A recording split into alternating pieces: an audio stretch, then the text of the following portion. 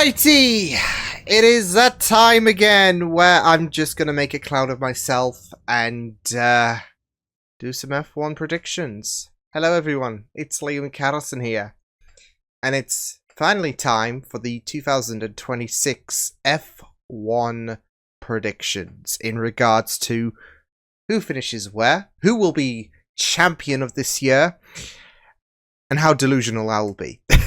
Because last year was... I'm surprised I got a couple right. Let's just say that. I was expecting a big goose egg.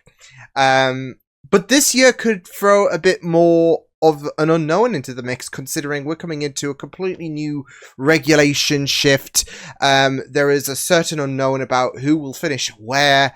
There's kind of an idea of who the front runners are, who the middle pack are, but there is quite the unknown when it comes to the 2026 season. And so I'm doing this as I've done so for the last few years, making predictions. I'll be reacting to this video at the end of the year.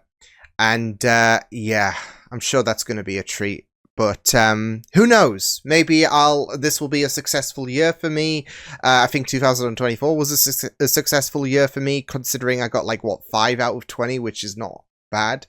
But we got a new team on the grid. And again, there is quite the unknown when it comes to a new shift in the regulations. So, yeah. And as always, this is going to encompass the 22 starting drivers from Australia and hopefully onwards. Of course, there might be someone filling in for someone due to an illness or whatever, but they won't count because obviously I can't read into the future. Otherwise, what would be the point into this video? So why don't we start things off with 22nd? It's the returning Sergio Perez.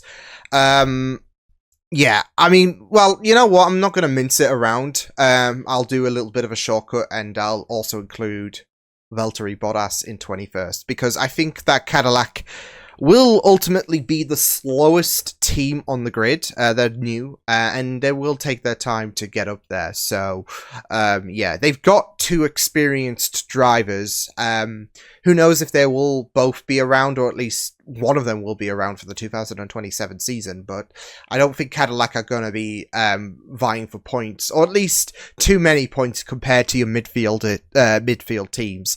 They'll be starting off, and they'll be ironing out any kinds of kerfuffles, and hopefully in 2027 they can take a step upwards. I think Bottas will have a bit more of a better racecraft to him, where Perez, I mean, they will keep shifting in terms of position, but ultimately when all is said and done, I think Bottas will shine above Perez in the official standings. In 20th, I've got Lance Stroll. Oh, Aston. Oh, that first half of the season's going to be brutal. In pre-season testing, they were just falling apart left, right, and centre. And it might take some time. I'll be like I even said, I'll be surprised if one car finishes the Australian Grand Prix when it comes to Aston Martin. That's how devastating this preseason has been for Aston Martin. But I do have a hope that they will be able to turn it around by mid-season. The problem is, of course, all of the other teams will be progressing their cars. So there is quite a lot of catch-up when it comes to Aston Martin. And even then, Stroll is Stroll. So I'm not, expecting miracles from him is probably a little bit of an unrealistic goal. And Stroll is not going to be the better driver of him and Fernando Alonso when it comes to Aston Martin.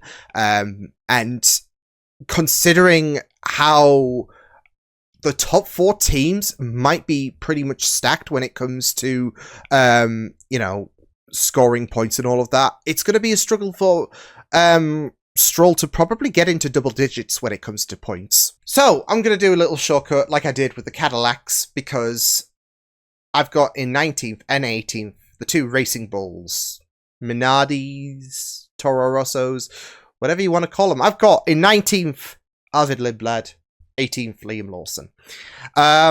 So yeah, might be a little, I don't know, controversials. Do I see Racing Bulls being that low?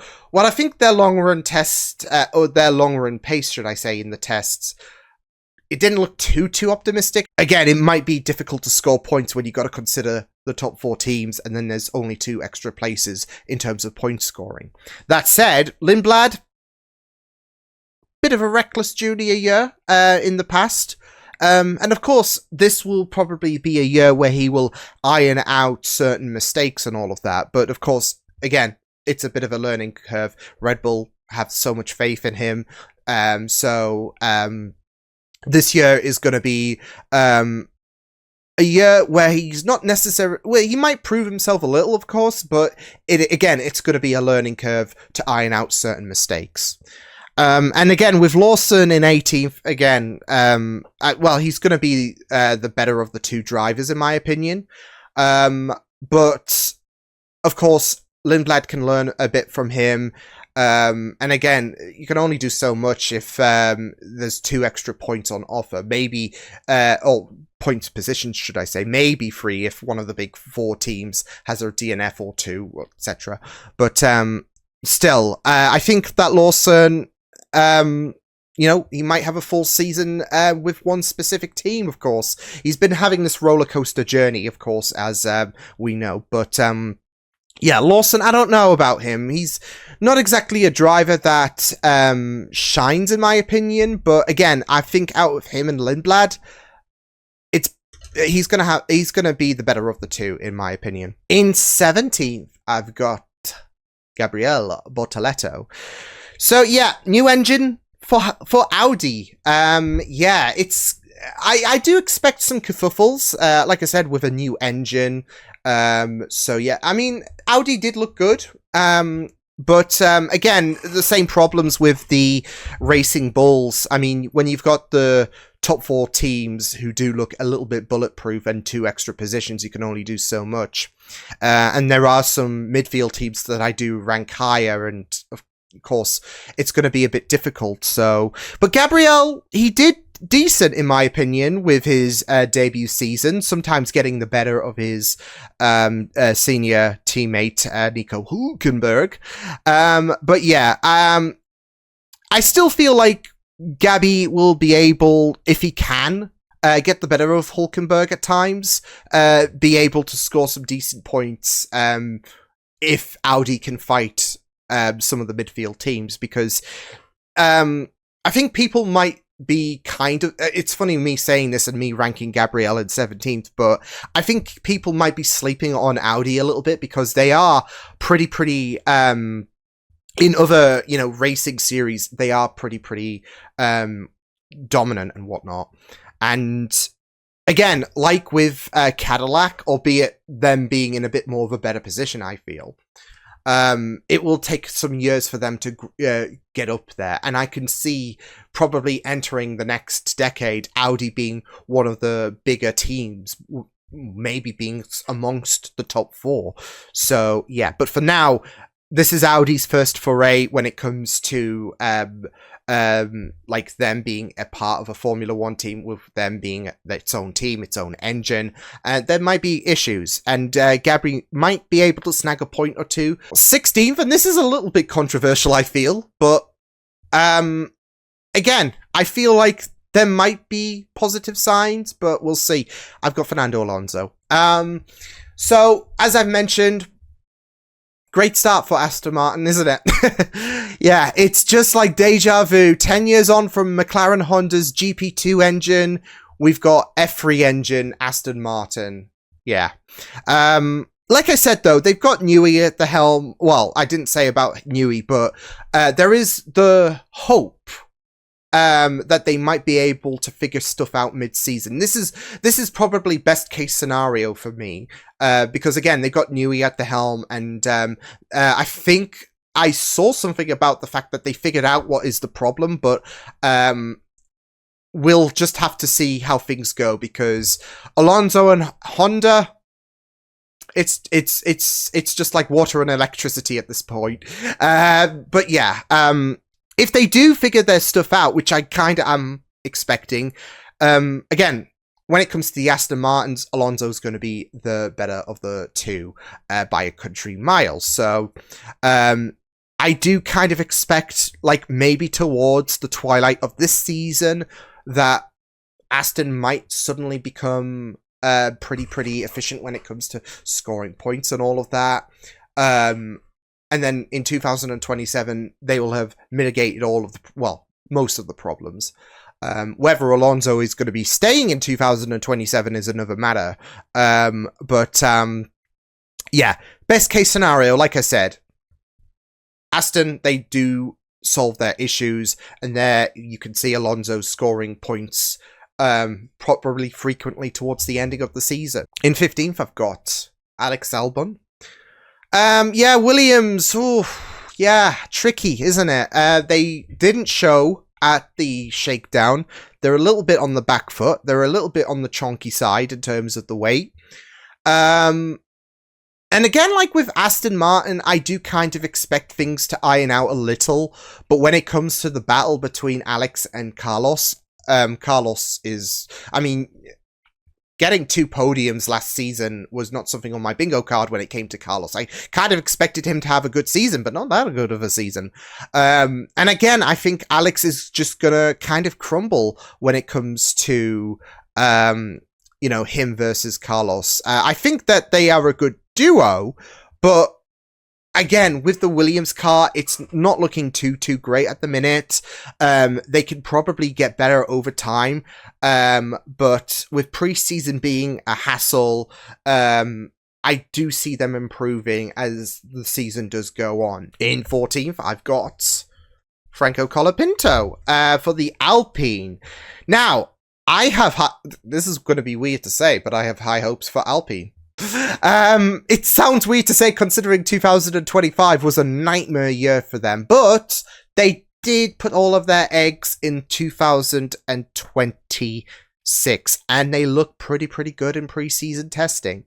Now, when it comes to him versus Gasly, Colapinto versus Gasly, you know, Colapinto, a bit reckless, and maybe this year is going to be a year where things will turn around for him. I feel like it's going to be a bit of a tough ask to beat his well-established teammate Pierre Gasly, but still, when he can do, I think if he can keep it clean, keep it on the road, he can score some good points, and 14th is pretty viable with a good haul of points, so maybe somewhere in the 30-point mark, I don't know, but yeah, I can see Colapinto being up there, improving over last season. So 14th is Colapinto. So in 13th, I've got the one and only Nico Hülkenberg. I said this with Bortoletto, where Audi will be there to score points when they can, because I feel like Audi, I mean, they had a good preseason test. Well, they turned things around towards the end part of preseason testing in a positive light. And again, we are not sleeping on Audi whatsoever. I know this is going to be their initial year, so of course it will be a learning curve for them. Like I said, maybe within 5 years we can see them being a top team, but for now, they can settle scoring some points here and there. And I think Hulk's going to be a bit of a better driver this year. I think this might be a good year for him. So yeah, maybe score another podium. I don't think so. Well, to be fair though, I don't think anyone could have accounted for Hülkenberg scoring a podium last year, and then here we are. Yeah, I think with Audi, whether they can translate the good ending of preseason testing into what might be a successful year for their first outing in F1 remains to be seen. But I think if they can, again, I think with this is like Alonso best case scenario, but if they can be able to score points when they're able to, I think Hülkenberg's going to take, in my opinion, the majority load. And he is gonna, this is gonna be a successful season for him. In 12th, I've got Esteban Ocon for Haas. Now, Haas are another team to watch out for when it comes to the battle of the midfield teams, because they looked pretty good in testing. I don't even know which team is going to be the best of the rest between them and Alpine, because that's who I feel like is going to be the two, like in Formula 1.5 championship terms, I think is the Reddit term. I think it's going to be close between them two. But I think they've got a bit more of a solid lineup with the rising star of Ollie Behrman and a really, really decent driver of Esteban Ocon. Now, the problem was last year was a little bit difficult for Ocon. I do worry that these regulations might seem struggle. And I don't think he's going to get the best of his younger teammate. But we'll see. Hopefully he'll have a bit of a better year. Like I said, he did kind of struggle, especially towards the ending of last season. So hopefully that doesn't translate into the 2026 season. In 11th, I've got Carlos Sainz. Now, this is a little bit high up, I would probably say, when it comes to the Williams, because again, I've mentioned about how they've struggled with the shakedown, non-existent. They were a bit on the chunkier side when it comes to their car.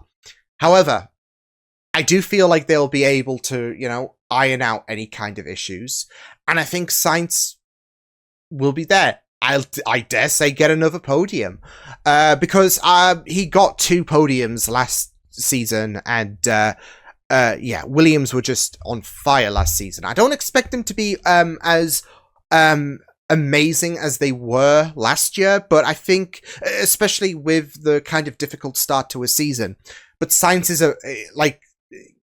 he's just a really, really great driver, and he might be able, if there's a crazy race on the which there surely should be, I think that's where Sainz is going to thrive, isn't it? So I think Sainz might have a really, really good year. He'll probably be the one that's going to be scoring hauls of points if Williams, or when, because I do have faith. I do have faith that Williams will sort out their difficult start to the year. All right, we're getting into the top 10 now. And in 10th, I've got Ollie Behrman for Haas. Now, again, this is an important year for him, because this time next year, he might be an official Ferrari driver, depending on things.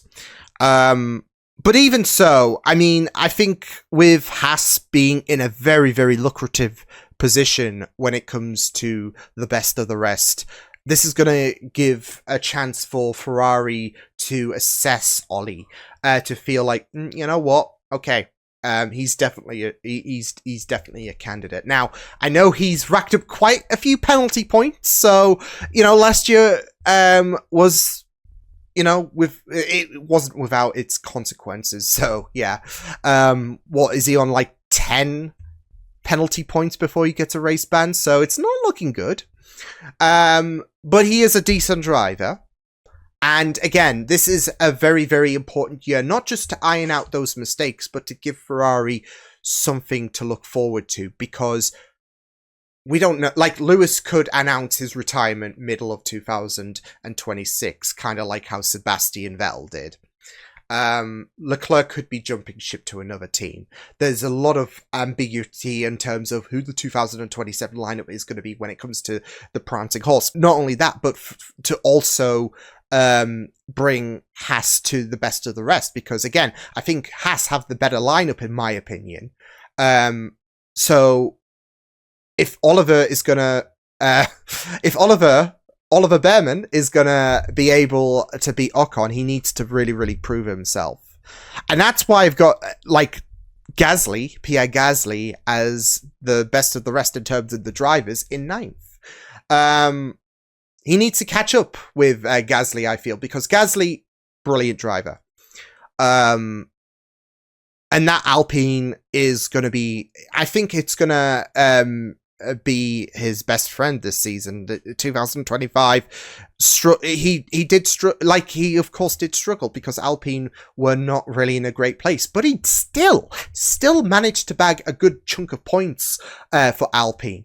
Now with a Mercedes engine and with Alpine putting all of their eggs in 2026, maybe we could see Gasly on the podium because again, there are surely going to be crazy races where there will be races where a podium will have someone who's not from the top 4 teams. And Gasly is definitely going to be there, I feel like, especially like I said with the Mercedes and the whole engine compression situation, with the fact that he is a really, really amazing driver. I think Gasly is going to have a really, really successful year, and hopefully he does, because he does deserve it. And so we move on to the difficult choices. I mean, to be fair, it was no picnic determining 9th to 22nd, but the top 8, I've done some thinking. I have no idea what's going to happen. Well, we all don't, to be fair, but the amount of times I did some swapping around when it came to the top 8 was insane, because I'm like, I don't know about this. I don't know about that. Except for Isaac Hadjar, who was 8th. And that was a lock-in immediately. That might sound condescending or critical when it comes to Hadjar, but again, I think the top 4 teams are set. And I think with Red Bull, they are probably going to be the 4th fastest team. I know there is some unknowns with them and McLaren, but I think ultimately, with the strong lineup of Lando Norris and Oscar Piastri for McLaren, and Hadjar filling in the dreaded number 2 seat at Red Bull, he's not exactly going to get the better of Max Verstappen, is he? Hadjar looked pretty decent in pre-season testing, so I do have faith that Hadjar, and he did look really, really great in the 2025 season. You know, best case scenario, Hadjar has a really, really great year and, replicates his amazing form of 2025 into the 2026 second seat of Red Bull. In 7th, controversial, Oscar Piastri. McLaren, I wouldn't say they're coming into this concrete favourites. Some are even saying they're the 4th fastest team. And I'm not sure. It's a bit uncertain between them and Red Bull in my mind. But I don't know. Again, with Ocon, and I'm not sure. I feel like with these regulations, might suit Lando a little bit more. Piastri, he was thriving at one point in the 2025 season. We know that, and then it just all fell apart for him. And he lost his own championship, really. And I don't think he's going to be a contender for the World Championship this year, like last year. So, yeah, he might score a win or 2, but I don't think I think this is going to be a year where Lando is going to get the better of him. It's not going to be an easy year for him when it comes to handling these regulations versus his teammate Lando Norris. In 6th, I've got Lewis Hamilton. Yeah. Now, I will say, the Ferrari looks better. I mean, to be fair, this time 12 months ago, I did have Leclerc as champion, and I was on complete delusion because, that SF25 was awful, and that's putting it nicely. But this year's car looks good. Probably the worst year for Lewis in 2025. But there is something different. He looks happier. I know, there was... Well, you could say that he was in a very, very enthusiastic light last season. But that was... he was still in, the honeymoon phase and all of that. And that suddenly, just like that, dissipated.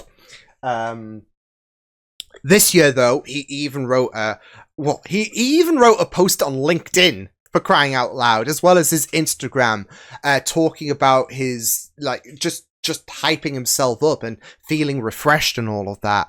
And I do feel like Hamilton might actually get a win this season. Maybe 1, maybe 2, but he will definitely be on the podium multiple times, in my opinion, especially since the car looks... Yeah, I know 6 might seem a little low for him in terms of, versus what I said about oh, he's feeling refreshed. This might be a bit more of a successful year. Again, it was so difficult ranking everyone else, but I do feel like it's going to be a very close battle between him and who I've got in 5th, the reigning champion, Lando Norris. Yeah, I think, yeah, Norris is, again, going to be the better of the two. I think he's going to have a better time with the car when it comes to him and Piastri. There is, again, a bit of ambiguity on if they are the 4th fastest car and all of that. But again, with Lando, I think that it's going to be difficult for him. Well, it's not going to be difficult for him. It's going to be difficult to determine where he's going to be because, again, I was doing a little bit of switching around. But I do feel like with this car, this is going to be, like I said, this is going to be a year for him to thrive. 2 or 3 victories, I would say, because he's got a car that he might like in regards to these regulations. All right, top 4 time. What I'm going to do is when it comes to the final 2 drivers, there's going to be a little suspense. But for the time being, we're talking about who's going to be finishing in 4th place in my predictions. Kimi Antonelli. All right. He is not winning less than 2 races this season. He is going to be winning 2 or more races, in my opinion. Just with the fact that Mercedes do, like, everyone is hyping Mercedes up to be the fastest team of coming out of preseason testing, especially with the whole engine compression ratio thing, which, if I speak now, I'll be in big trouble. But, yeah, they do seem to be the fastest team. Kimi had a so-so year. I mean, he did score some massive points and all of that. It's not like he was a complete flop. But, of course, there was a portion in the 2025 season where he did kind of languished a little bit. I think he's going to have the edge on George. He's still got a ways to go. And he's still young at the end of the day, but he's still got a ways to go. But this season, he's going to kind of make up for the lackluster middle portion of the season. And that's it, though. There were some races where this kid is quick, but there were some races where he was just struggling to hang. But I think coming into the season, maybe he'll have the old 1 or 2 mistake. It won't be as rapid as it was last season. And I think we're going to see quite a bit of success when it comes to Kimi in 2026 in P3. Max Verstappen. Yeah. It was difficult because I was going to have him in 4th. And to be fair, the Red Bull engine, especially with Ford backing them, they're doing surprisingly well. I think a lot of us were kind of worried that Red Bull were probably gonna struggle this season. Well, we don't know what is gonna happen. I mean, they looked good in preseason testing, and that's given us a little bit of solace in terms of maybe Red Bull are gonna have a really, really good year. Especially because of the fact that when it comes to they have really, really good deployment of the battery and all of that. Some are saying the best. Max is going to thrive, even if he hates these regulations and all of that. We've heard Max be very vocal about the 2026 regulations. But then again, he hates sprint races and he's just dominant in that. So yeah, I know they're 2 different things, but just because Max hates something doesn't mean that he is lacklustering. Yeah. I think with the fact that, like I said, with Red Bull, they seem to have a decent engine behind them. They're able to harvest energy, probably the best of all of the teams. Max might thrive this season, but I don't think it's going to be enough to win him the big moolah. So, this has been difficult. It was really difficult to determine who the world champion of 2026 would be. So, with that said, the 2026 world champion, in my mind, will be George Russell. What? I was thinking, do I go bold or do I go smart between him and Charles Leclerc? Didn't age well last year, did it, when I said Charles is going to be world champion? So yeah. But again, I think I must have been drunk or some shit. I don't know. No, I can definitely... I don't feel like the the SF26 is gonna fail. I can't see it. Everyone is like looking at them like, you know, they might be the fastest team in pre-season. Like, well, they were. Charles was the fastest driver of all of pre-season testing. And I know, I was coming out with so much hopium. I'm like, this is our year. Is this our year, folks? And there is, like, their starts are just something else. This is why I was so unsure on who to put as first, because a lot of drivers and a lot of people have speculated that, or experienced, that overtaking is a little bit impossible. So yeah. And the way that Lewis launched when it came to them doing the practice, because of course Ferrari have mastered the launches, and all of the other teams are struggling. Of course, there's one specific team that do want to get it changed, because they are now crying for safety concerns, but they weren't crying. They weren't crying when they dismissed Ferrari's concerns 12 months ago about race starts. But yeah, Stella. Now the problem is, again, we're talking about the potential ramifications of the engine compression ratio. A lot of people have said, yeah, Mercedes do look like the best when it comes to their long runs, which of course is important for the race, in terms of their speed. It's not going to be a 2014 cakewalk when it comes to Mercedes. I've talked about the prospect that you could see McLaren pick up a couple of wins and all of that. But I think Ferrari are going to score quite a bunch of wins. I feel it in my heart. I am not coming into December 2026 going to be regretting this statement, because, again, the teams are looking at Ferrari. They're looking at their wing trick, their rear wing trick, and holy shit, what? And there is a positive atmosphere at Maranello, and I am vibing it. A lot of people are hoping that this is our year, and I am hoping that I am wrong putting Charles second, and before he's third. No, I am hoping that this, like, the year I do not put Charles as first in my predictions, he's gonna win the big one. It was so difficult, because there was a part of me that was like, do I go with my head or do I go with my heart? So yeah. But again, George is Mr. Consistent. He's the one that's memed, does nothing, finishes in P3. So yeah, George is a good driver. He's a decent driver. And again, with a really solid car around him, I think this is going to be a very it's going to be like 2008 and 2009 in my opinion, where we had a bit of a major regulation change where the cars looked a little different in 2009, and we still had a British world champion in a Mercedes, because of course Braun GP later evolved into Mercedes.